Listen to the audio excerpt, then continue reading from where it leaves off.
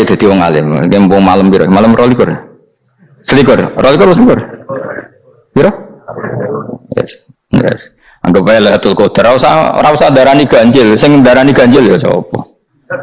Aneh-aneh. Lailatul Qadar ya mulai tanggal 1 Ramadan. Malah ulama sedarani mulai ruwah iso wis ruwah wingi. Wis bar. Wong kula sering tol Lailatul Qadar kadang mulut, kadang Dzulhijjah. Kula kan jenisnya on time. Kowe wong melarat, dene dhuwit pendak entuk THR. Nah wong marang pangeran ya Syawal selo besar ya entuk napa? Lailatul Qadar. Mergo Lailatul Qadar iku malam diturunane Quran. Quran itu turun Ramadan tok apa tau Syawal lho. Syawal ya tau, Dzulhijjah tau. Dzulhijjah tau. Bolak-balik al-yauma akmaltu lakum turun to bulan apa? Dzulhijjah. Kowe mari amatir, itu angel terang. Sing darane Lailatul Qadar iku malam diturunne Quran. Quran turune iku piro? Ya macam-macam, Ramadan yo bolak. Lah tapi ana kelas-kelas premium, ana kelas umum, kelas umum wis pokoke Ramadan. Sing ganjilnya dipilih salah sitok. Berarti itu pembatasan apa? Nah, Quran dhewe turun coba surat paling terkenal, ayat paling terkenal al-yauma akmaltu lakum turun tanggal piro? Tanggal 9 Arafah Dzulhijjah haji wada. Padahal ta'rif Lailatul Qadar lail apa unzila fihil Quran. Ya tapi ilmu ini mari debat biasa. Semuanya wong kula takoki wong Gus nuzul Quran tanggal piro 17 sampeyan. Lailatul Qadar tanggal 21. Ya jare nuzulul Quran yo pas Lailatul Qadar. Wong-wong lak muni bingung wong. Nah aku sih ra bingung. Lha kok ora tau mikir jajal. Nuzulul Quran sing resmi ning kitab-kitab tanggal piro? 17. Lailatul Qadar tanggal. Padahal Lailatul Qadar disifati apa? Malam turune. Doa. Nek ora tau bingung ngono. Wah, ana kadang ngirim wong goblok, wong kok ayeme ngono. Ora tau mikir. Aku gumun goblok-goblok. Dadi ana ilmu paradok barang ya tenang, ya santai. Padahal ya tak bedhek ya nuzul Quran tanggal piro sing resmi cara kitab-kitab 17 Ramadan. Lailatul Qadar sing resmi 21 nganti 29. Terus Lailatul Qadar iku wulan apa? Wulan diturunkannya Al-Qur'an. Berarti tanggal piro? Bocah dijak pinter.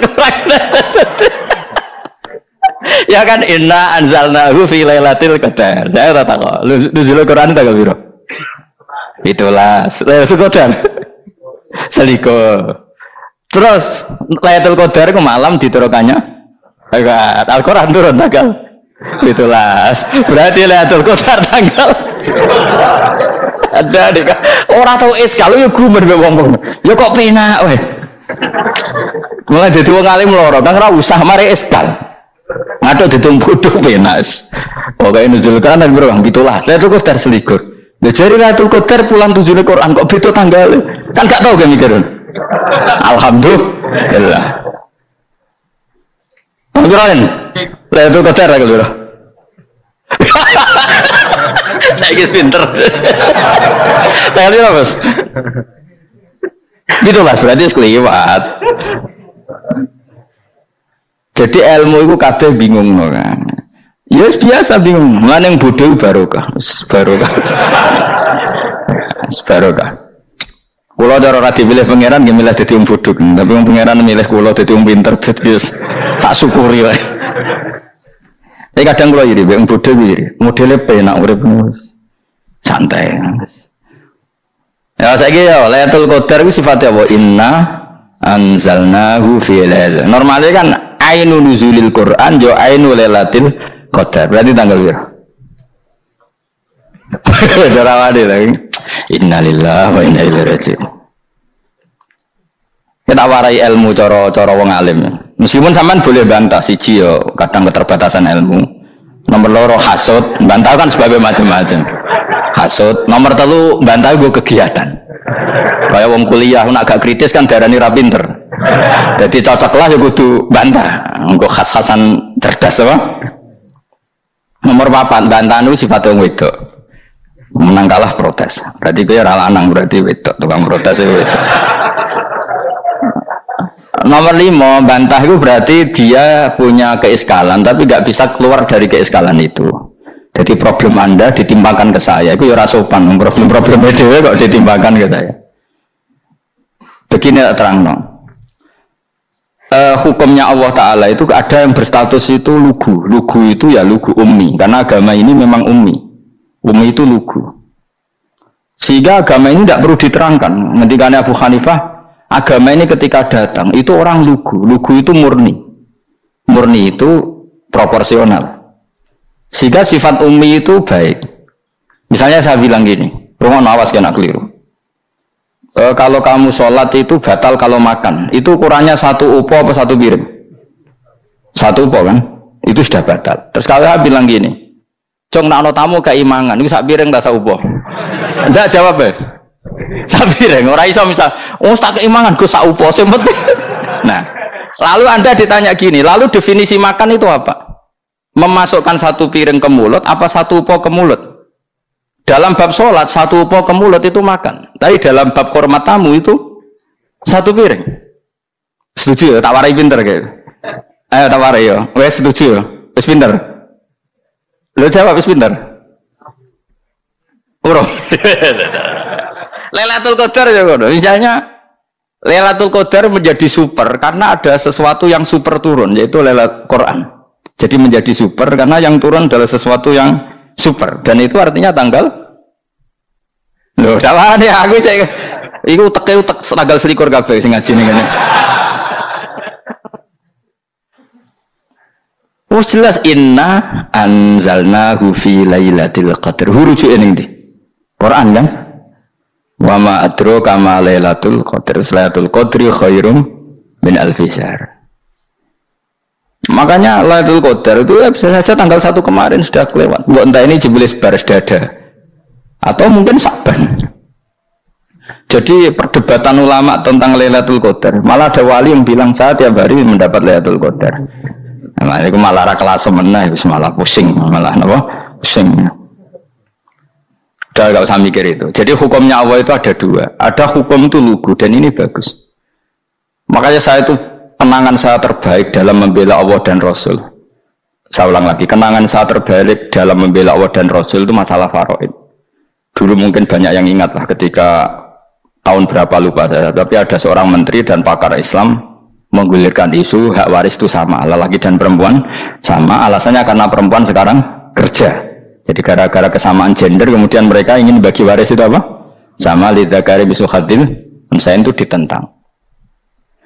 Gerakan itu pernah menguat, termasuk yang bisa dengan tanda kutip bisa menghentikan gerakan itu termasuk itu saya. Yang punya pikiran gitu tak parani, tak tantang begini. Saya bilang gini,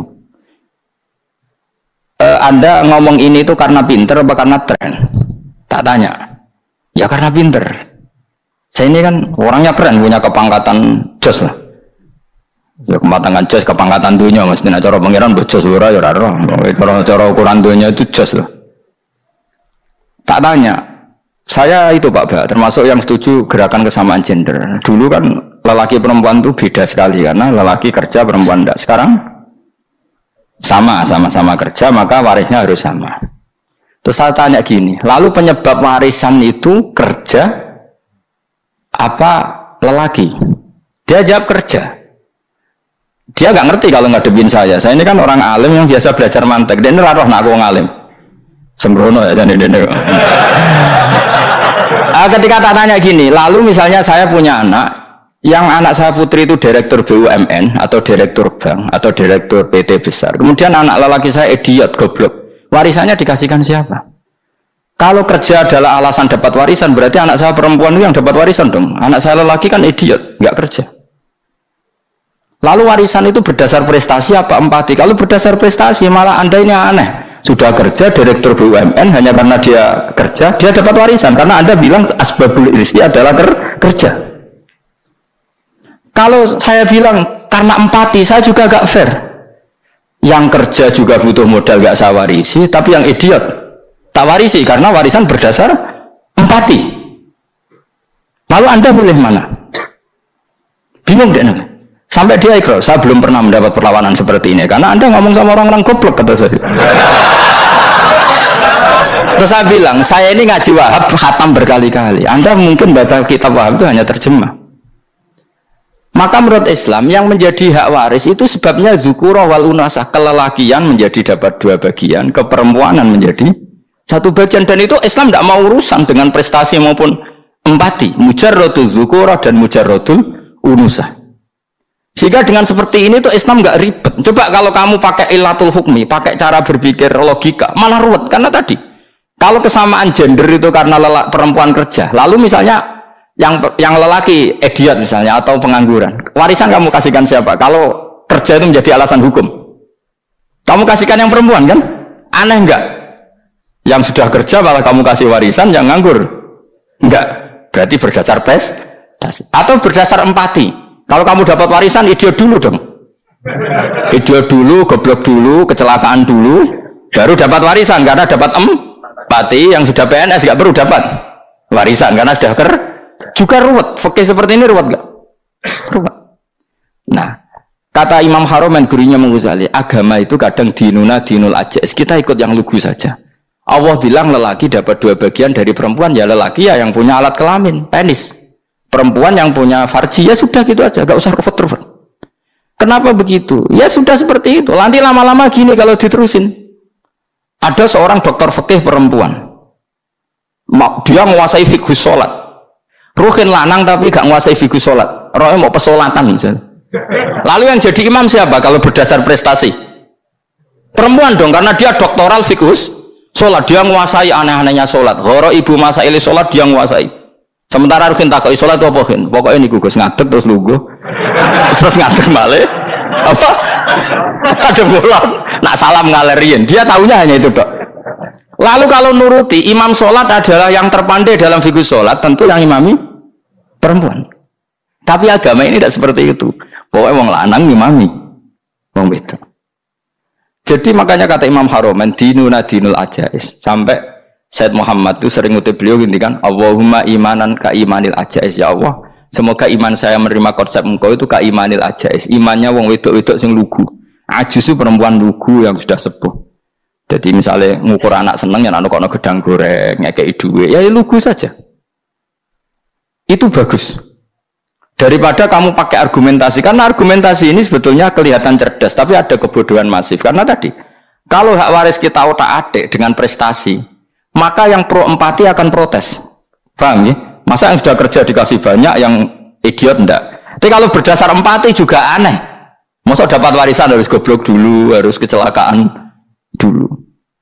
Maka Rasulullah pernah ngendikan ketika ditanya, lalu warisan untuk siapa ya Rasulullah? Nabi jawabnya lucu.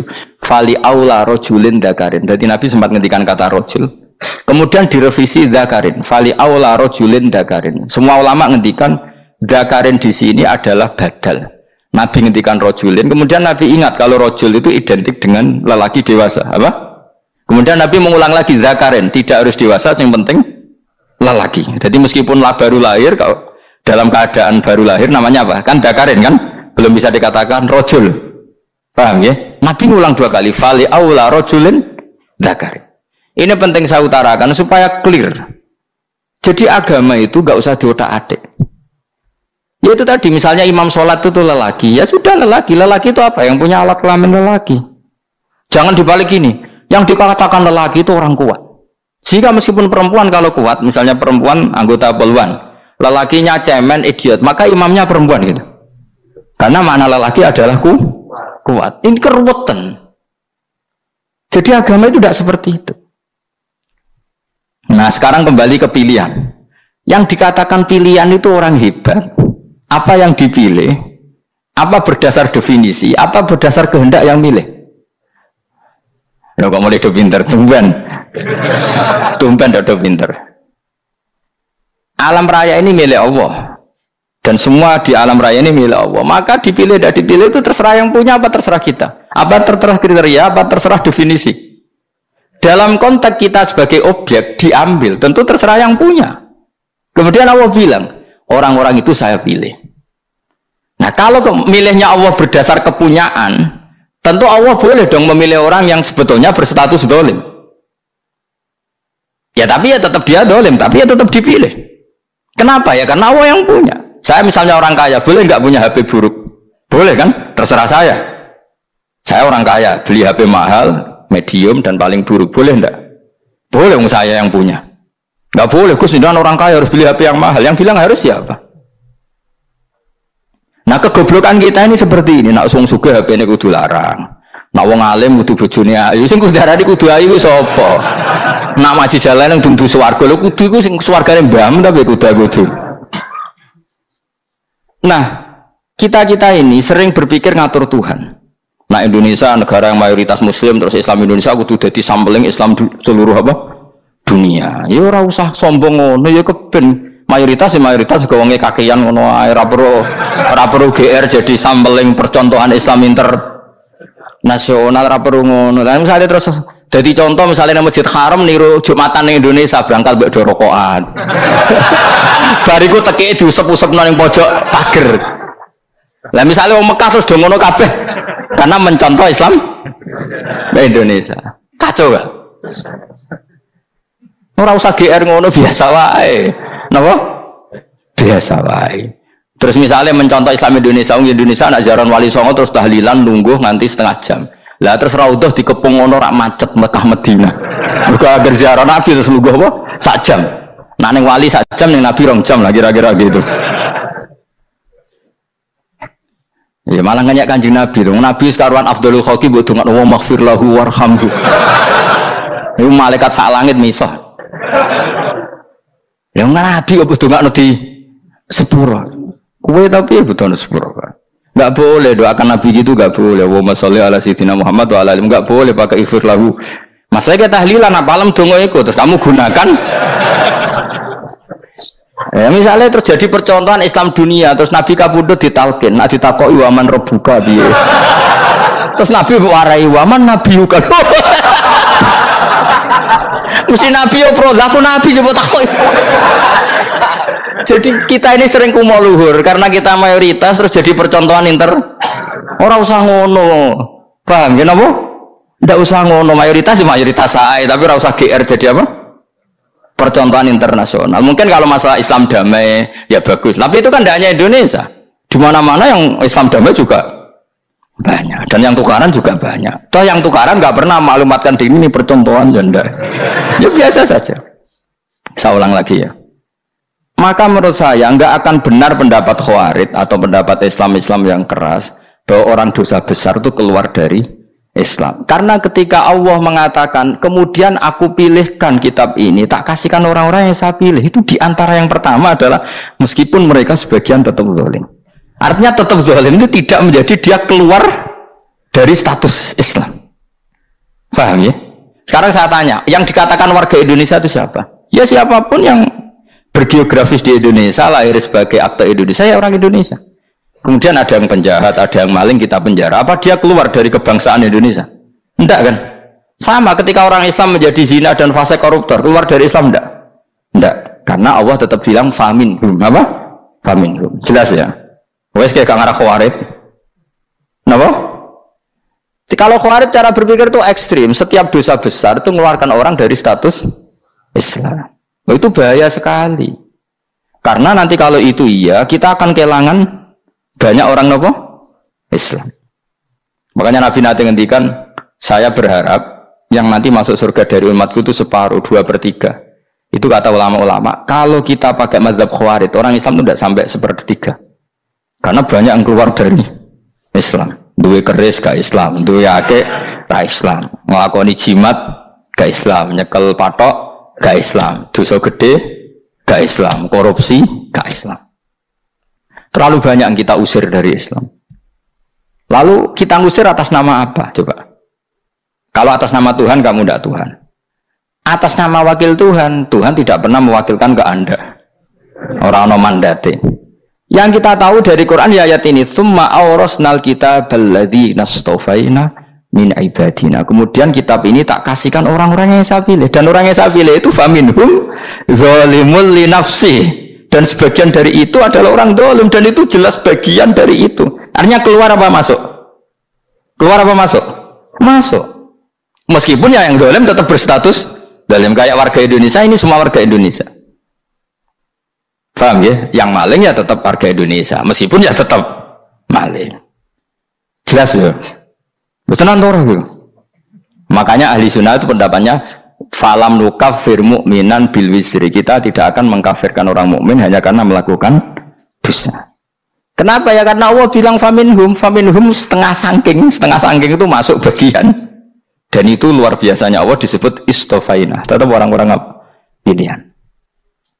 Maka ini penting saya utarakan supaya kita ini tidak sok-sokan ya. Terus yang zalimul nafsi pun potensi dimaafkan sama Allah asal dia tobat, dan tobat itu sama Allah nggak ada batasnya. Malam yuhur kiri sampai apa? Nafas apa? Terakhir.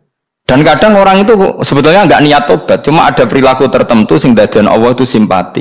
Itu juga banyak yang diterima tobatnya Allah. Makanya kata ulama-ulama itu, istighfar itu tidak syarat diampuni. Yang menjadi orang terampuni itu kehendak Allah. Istighfar itu bagian kecil dari syarat-syarat itu. Bisa saja orang tanpa istighfar tapi diampuni Allah.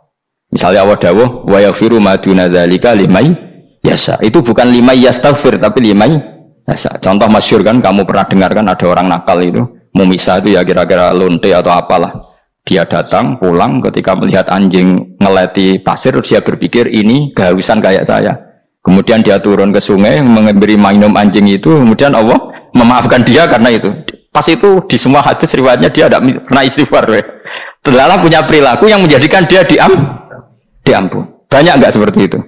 Banyak, makanya wa yaghfiru ma duna dzalika liman yasha. Mayasa itu ya yang digedaki Allah.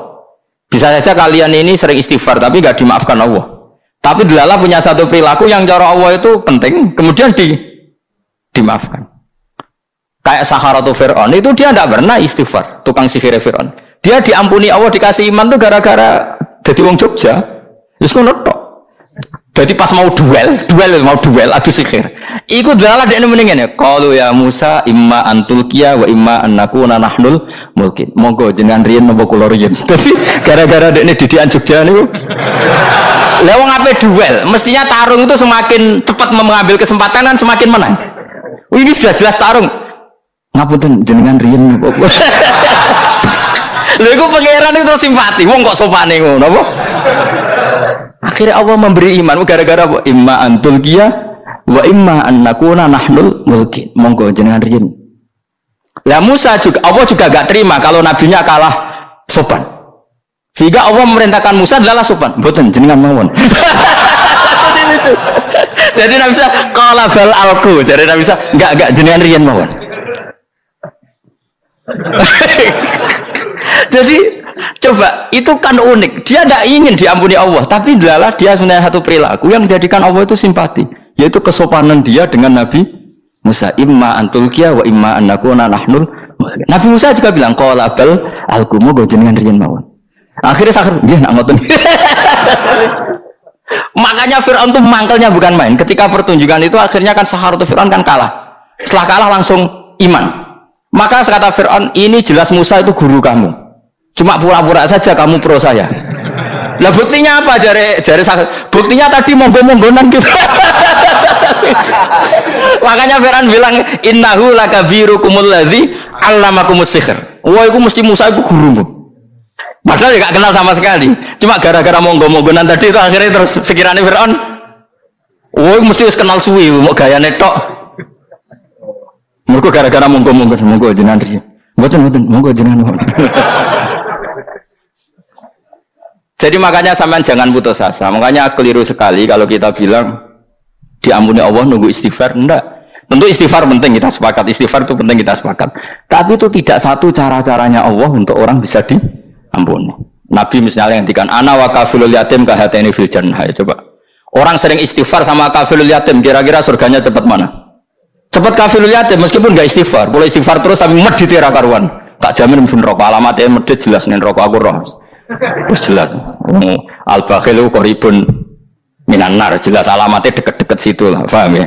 Wes jelas as-sakhi qoribun minallah, qoribun minan nas, baitun minan nar. Nah al-bakhil, baitun minallah, baitun minal jannah, qoribun minan nar. Jadi yang medit itu ya deket-deket situ alamatnya sudah jelas deket-deket neraka. Ana wa kafilul yatim kahataini fil. Berapa? Apa semua yang dimaafkan Allah Nabi nyebut syaratnya istighfar? Kebanyakan malah enggak. Orang alim misalnya. Makanya orang alim kalau jarang istighfar kamu enggak usah iri. Orang alim itu mulang tok, itu langit bumi mintakan ampun. Wa innal alima la astaghfiru lahu man fis samawati wa man fil ard hatta khitan fil bahr. Orang alim itu otomatis dimintakan maaf oleh langit dan bumi sampai iwak ning laut. Mengapa jundur Gus Pak jangan istighfar? Aku sih istighfar sakeh sembrono. Langit bumi no. Mulane kula nu jarang istighfar bukan karena saya sombong, memanfaatkan istighfar mereka no.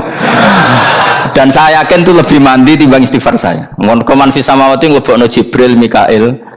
Orang-orang keren no, makhluk-makhluk no, keren. Saya baru cari hadis yang wa innal muta'allim sing ijek belajar tapi belum ketemu. Nanti kalau ketemu tak kasih tahu apa? Karena hadisnya yang saya baca masih wa innal alim apa? Orang alim jadi agak ketat.